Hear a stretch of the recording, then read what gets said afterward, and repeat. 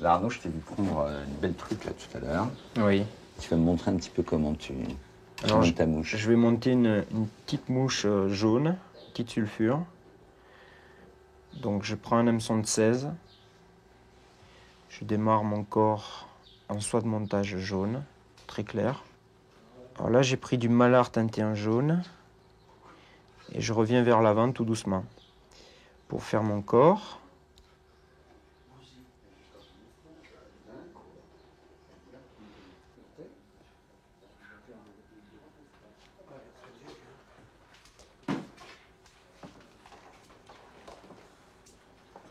Là, je vais arrêter ici.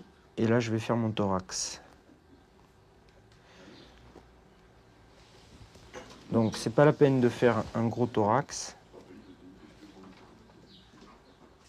Voilà. Là, je vais arrêter ici.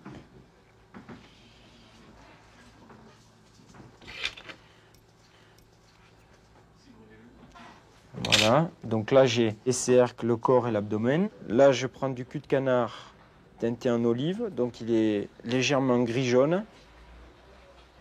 Et je vais m'en servir pour faire les ailes.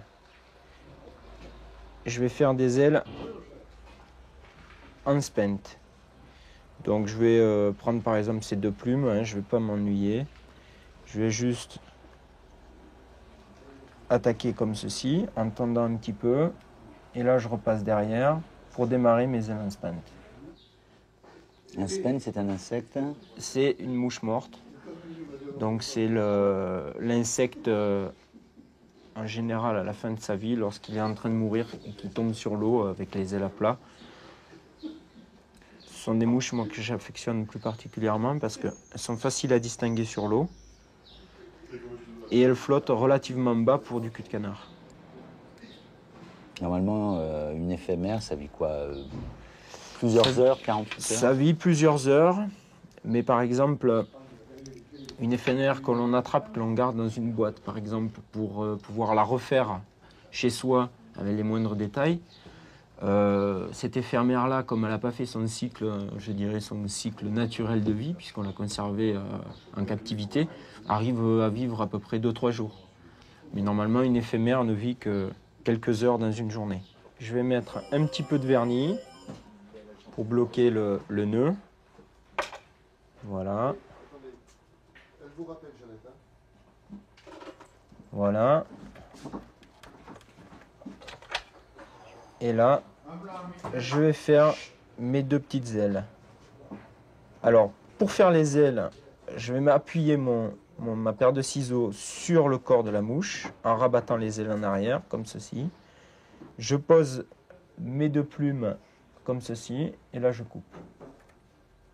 Et j'ai mes 2 ailes en spent. Alors ça, on ne le jette pas, on le gardera pour la mouche de tout à l'heure. Il ne faut rien jeter dans les plumes. Et là, on a une petite sulfure prête à pêcher. Magnifique. Alors moi, je les monte sur des hameçons sans ardillon, ce qui est plus facile pour décrocher le poisson lorsque, de temps en temps, en début d'après-midi, les petites truites sont sorties. C'est plus facile pour les détacher sans les toucher.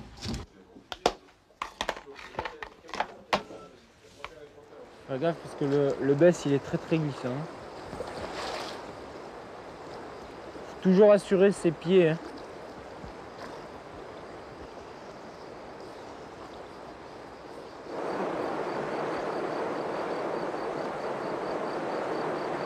Donc là, en ce moment, tu es en train d'explorer un peu. Là, j'explore, je fais un petit peu tous les postes. Là, on voit pas très bien, mais au fond de l'eau, il y a une multitude de blocs de granit qui représentent à chaque fois une cache potentielle pour une truite. Donc, j'explore différentes couches d'eau.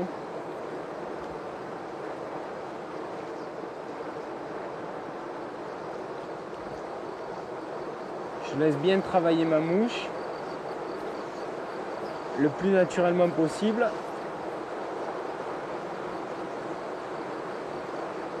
Et est-ce qu'avec un set, tu peux faire des petites tirettes de temps en temps? Pêcher en sedge, normalement, c'est une pêche où l'on peut se permettre de draguer un petit peu le bas de ligne, puisque le sedge, naturellement, drague sur la surface de l'eau. Mais avec le courant, je préfère laisser faire ma mouche. Je sais que le courant me travaillera ma mouche convenablement et au bon niveau, quoi.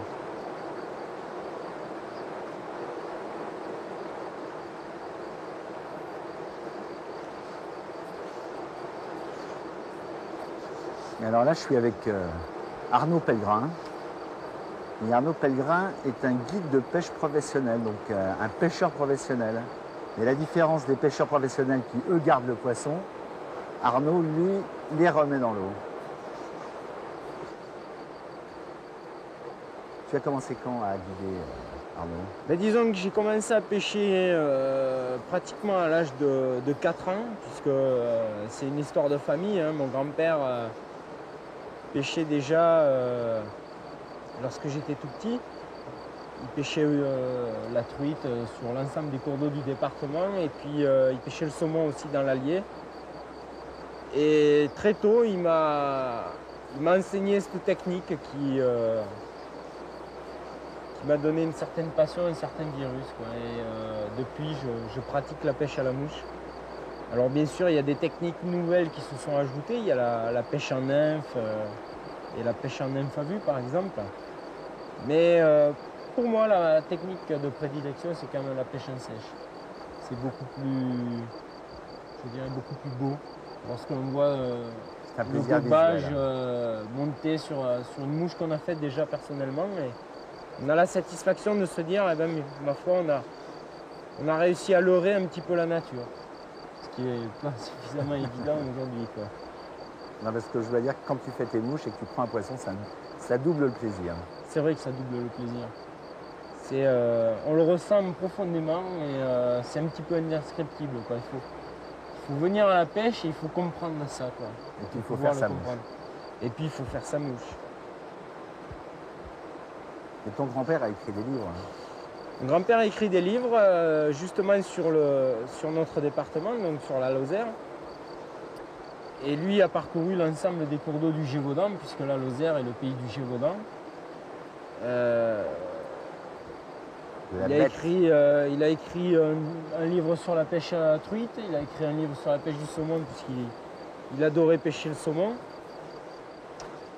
Plus précisément dans l'Allier, où maintenant les saumons commencent tout juste à revenir un petit peu, puisque l'ensemble des barrages qu'il y a eu quelques problèmes pendant quelques années. Maintenant, ils commencent à remonter. Mais pour le pêcheur, je dirais, de tous les jours, rien ne vaut la pêche à la truite. Le saumon en France est encore un petit peu juste. Ouais, c'est aléatoire.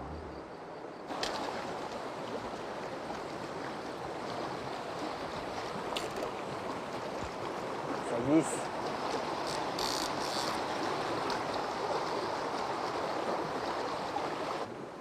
Un petit peu à 11h, à 10h30. Voilà, là, un petit peu plus à droite. Hop, voilà. Ouais.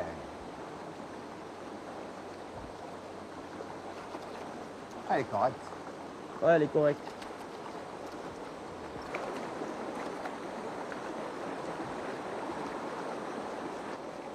Ah, c'est bon.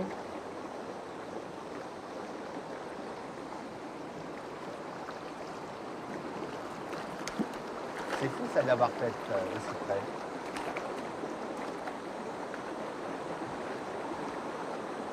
Là sur 10 centièmes, il ne faut pas trop tirer.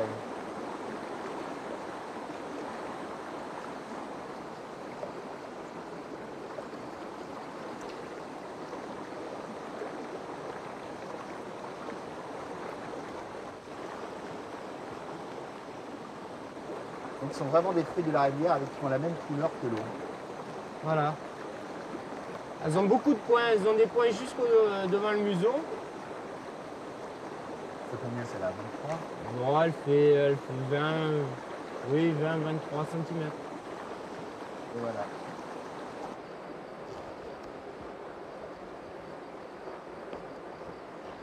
Étant donné qu'il y a des éphémères et qu'il y a une activité non prononcée des truites, je vais pêcher relativement gros. Donc je vais monter une grosse éphémère de Bétis Rodani.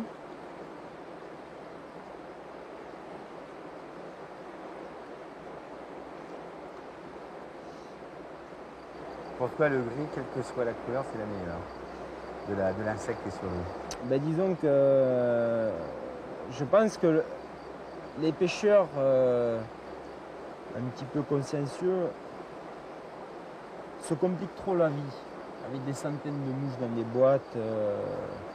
Alors ils ne savent pas trop quelle mouche il faut prendre parce qu'elles se ressemblent toutes plus ou moins.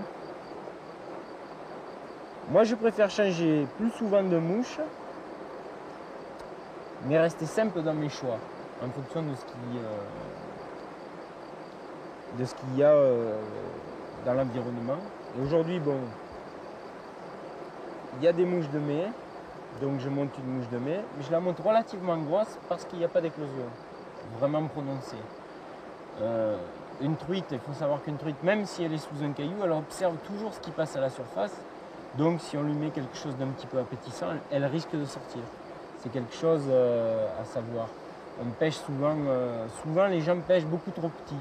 C'est pas une mentalité, mais c'est quelque chose qui est dans l'esprit des gens. Il faut pêcher petit.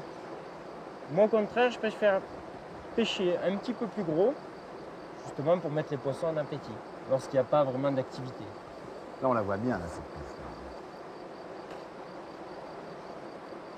On va se noyer un petit peu plus.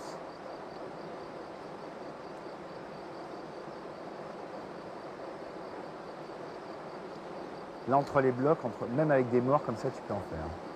Il y a tellement de blocs de pierre au fond de cette rivière que chaque bloc de pierre représente une cache. Donc il faut être toujours aux aguets de se dire que même à 1 mètre ou 2 mètres devant soi, une truite peut surgir pour prendre sa mouche. C'est pour ça que vous l'avez dit tout à l'heure, rien ne sert d'aller loin, il suffit de pêcher convenablement et relativement près et d'explorer petit à petit avant d'aller loin. On fait d'abord ce que l'on a près de soi pour ensuite aller loin. Il faut laisser la rivière se mettre tout doucement en activité. Comment tu es passé de pêcheur à guide de pêche, ce qui est quand même aller pêcher pour son loisir, c'est très agréable, mais aller à la pêche pour son travail, c'est peut-être aussi agréable. Faire du guide de pêche, pour moi, c'était quelque chose qui m'intéressait, dans le sens où bon, la pêche, c'est une passion, c'est sûr. Il y a d'autres personnes qui habitent dans des cités urbanisées, qui n'ont pas forcément le temps, la façon et le savoir pour aller à la pêche. Et donc il fallait bien quelqu'un ou quelque chose pour apprendre la technique ou pour découvrir d'autres sites. Donc je me suis dit qu'il serait peut-être intéressant de faire guide de pêche et puis de dévoiler une certaine connaissance apprise au fil du temps, quoi.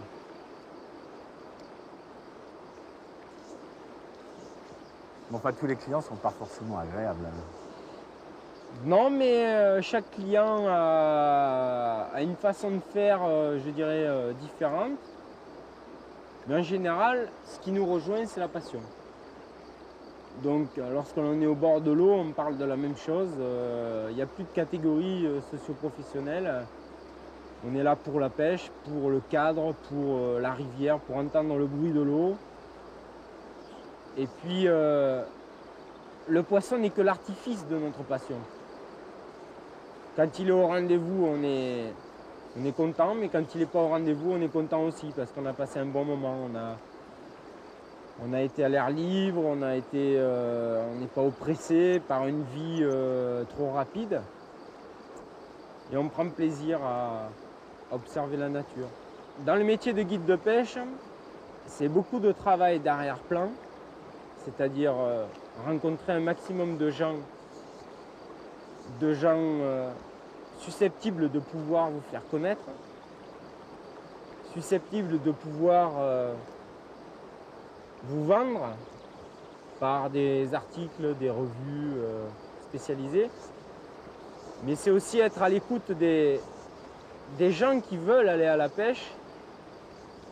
Et le plus bel exemple, c'est d'aller dans les salons spécialisés comme à Paris, à Lyon ou par exemple à Albi.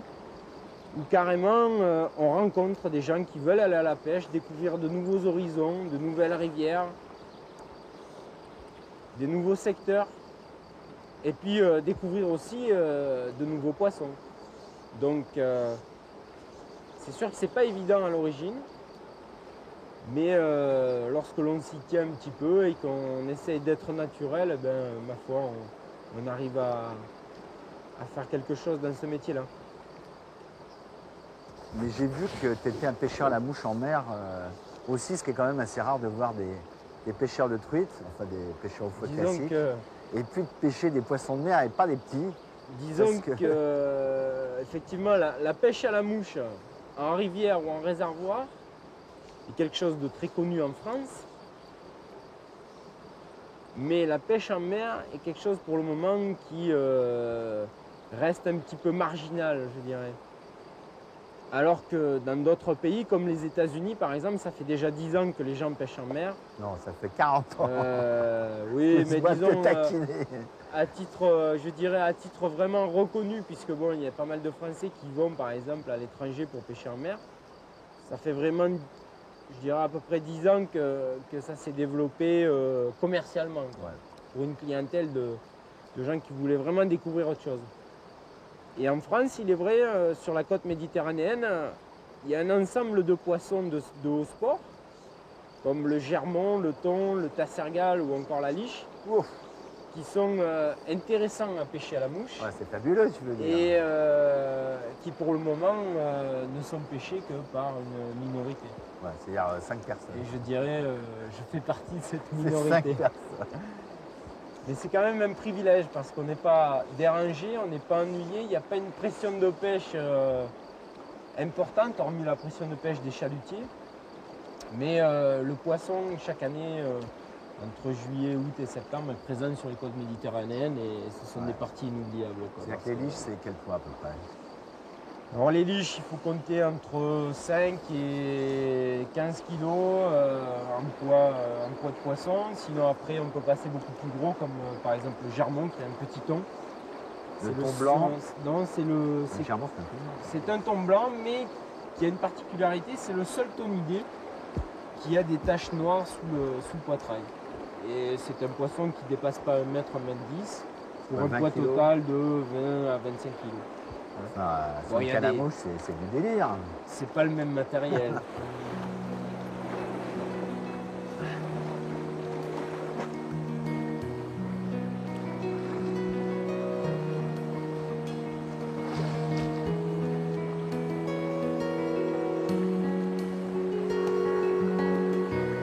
Tu vois ma mouche là-bas? Ouais, hop, raté. Non, je l'ai. Je suis passé derrière le caillou là-bas.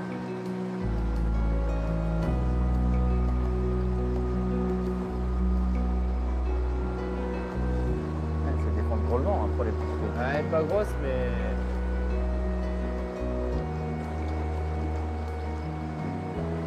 C'est fou ça. Petit truc de rien du tout. Défense pareil. Elle est piquée de travers ou pas? Ouais, elle est piquée sur le côté. Je me disais qu'elle se défendait trop lent pour un petit truc.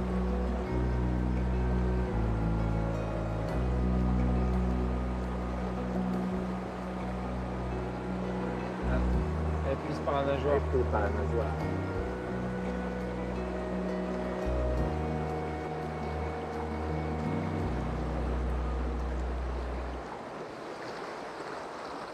Là. Ah! C'est fou ça d'avoir fait aussi près.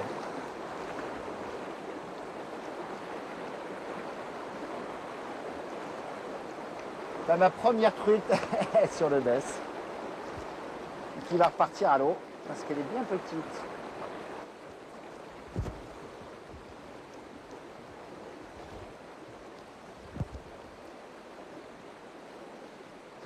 Je crois que les 7 sont sortis là maintenant. Oui, il commence à en sortir quelques-uns là. Pas des gros. Hein. Ils sont pas très gros. C'est pour ça que j'ai monté un petit set jaune. Pour faire ce dubbing, qui est un dubbing prêt à monter pour faire des mouches, j'ai pris du poil de pâte de lièvre et du poil de pelage. Beaucoup plus fin. Je vais mettre un peu de poids sur mon fil, voilà. Je vais préparer un petit cylindre de poil.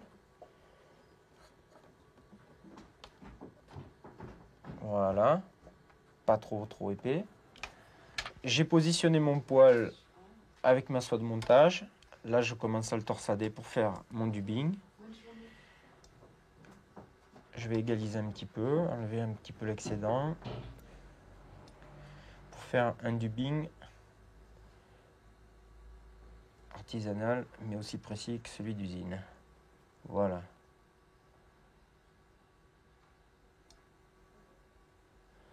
Voilà un joli dubbing. Là, avec ma soie de montage, je reviens vers l'avant. Et je vais commencer à préparer mon corps.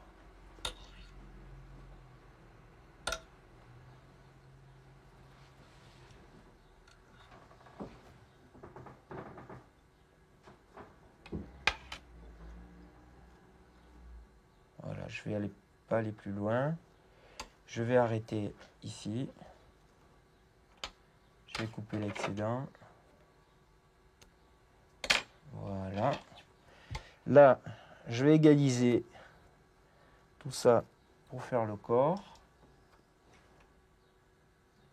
Il faut que ça fasse un corps assez volumineux, mais léger quand même. Donc, je vais couper tout ça. Voilà.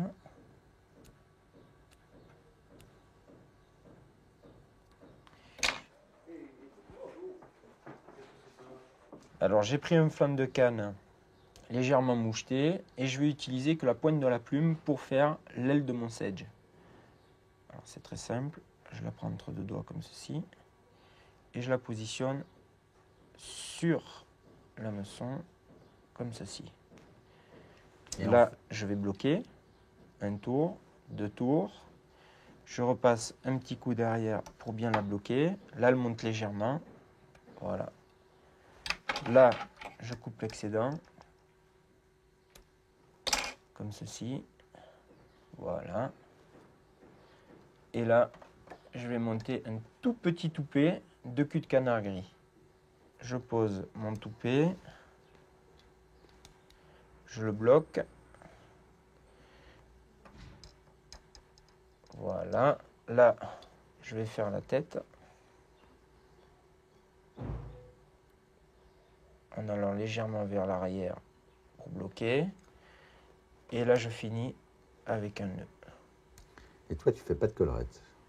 Je fais pas de collerette. J'utilise du dubbing. Le corps va rester sous l'eau. Il va y avoir que les plumes qui vont être dans la pellicule. Donc le corps étant carrément sous l'eau, ça va donner l'impression d'un sedge émergent. Est-ce que tu as quelques femmes qui viennent prendre des cours avec toi? Là, j'en ai passé 5 stagiaires. T'es jeune? Relativement jeunes, ouais. Entre 25 et 30 ans, quoi. Et c'est celles qui veulent plus accompagner leur mari sans pêcher. Voilà. Elles ne veulent pas rester bêtes. À la pêche, je trouve qu'il manque cruellement de femmes. La taille légale, c'est 18 cm. Ça me paraît ridiculement petit. C'est vrai que c'est petit, mais disons que dans les rivières acides, des rivières à configuration granitique, les truites grossissent très lentement à cause d'un manque de nourriture. Donc, une truite qui fait 18 cm en rivière granitique a déjà 3 ou 4 ans. À la différence d'une truite qui est dans un secteur karstique, c'est-à-dire calcaire, qui elle a un plus large choix dans sa chaîne alimentaire, dans son alimentation. Une truite de 18 cm dans une rivière karstique, ça a à peu près 6 mois d'existence. Donc c'est pour ça que 18 cm dans des petits cours d'eau sont déjà des vieilles truites qui ont déjà pondu, quoi. Mais c'est vrai que 18 cm c'est un peu ridicule comme maille, quoi. Même des titres, c'est pas évident. Hein.